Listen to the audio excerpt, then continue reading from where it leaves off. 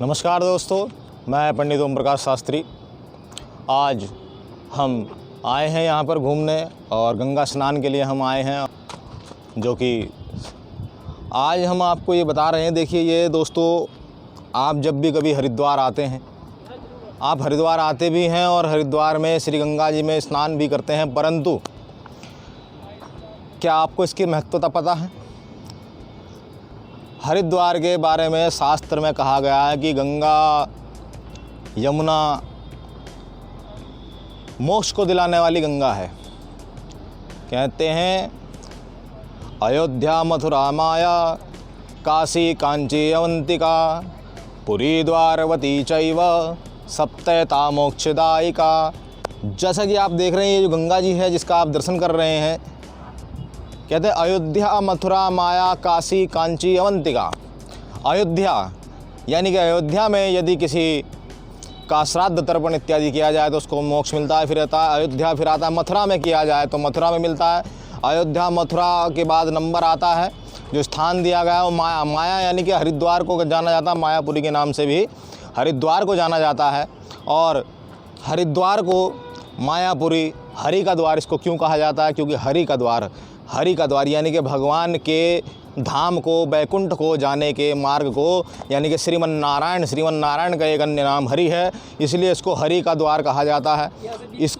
इसको हर द्वार भी कहा जाता है, यानी कि भगवान शंकर की ससुराल जहाँ विराजमान है।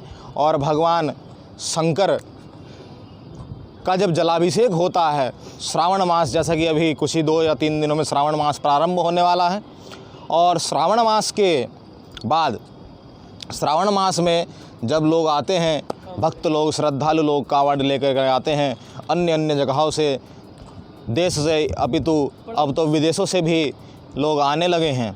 तो कहा गया है कि अयोध्या मथुरा माया यानी कि यह जो हरिद्वार नगरी है, हरिद्वार की जो गंगा है, इसमें यदि श्राद्ध तर्पण इत्यादि किया जाता है तो मोक्ष को प्राप्ति होती है। फिर आता है अयोध्या मथुरा माया काशी, यानी कि आप चले जाएं काशी में तो फिर काशी का आता है। फिर आता पुरी जगन्नाथपुरी में यदि किया जाए, और पुरी द्वारवती चैव सप्तैता मोक्षदायिका। ये 7 प्रकार के स्थान कहे गए हैं जहाँ से मोक्ष की प्राप्ति होती है। ये आपको दिख रहा है यहाँ पर, ये जो चंडी देवी है, इसकी महत्वता हम आपको बता देते हैं। भगवान शंकर जी जब माता सती यानी कि माता पार्वती जब भगवान शंकर की आज्ञा के विरुद्ध होकर, शंकर जी कहने को बार मना करने पर, जब अपने पिता दक्ष प्रजापति के यहाँ पर गई तो वहाँ पर उनका सम्मान नहीं हुआ, और भगवान शंकर को उचित स्थान न दिए जाने पर माँ पार्वती रुष्ट हो गई, और इसी अपमान के कारण उन्होंने दक्ष प्रजापति के हवन में ही अपनी आहुति दी।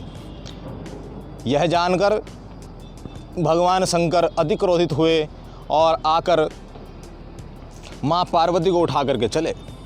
जब माँ पार्वती को उठा करके चले तो 52 शक्तिपीठ इस पूरे विश्व में विराजमान है, पूरे भारत में विराजमान है, 51 भारत में विराजमान है, और एक जो है शक्तिपीठ, 52वां शक्तिपीठ जो है वो पाकिस्तान में विराजमान है। तो जो चंडी देवी है उन्हीं 52 शक्तिपीठों में से एक हमारे हरिद्वार में है।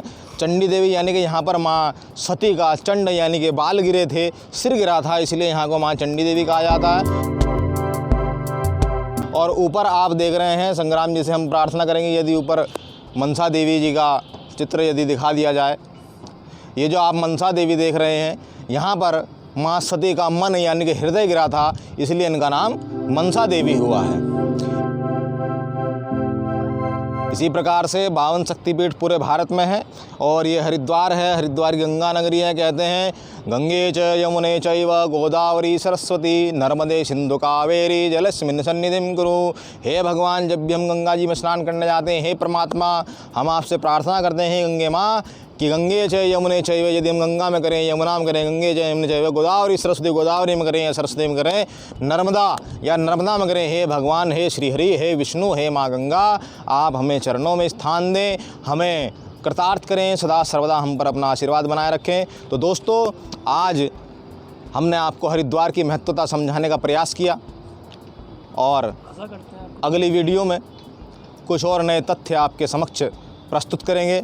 आज के लिए धन्यवाद। जय श्री राम।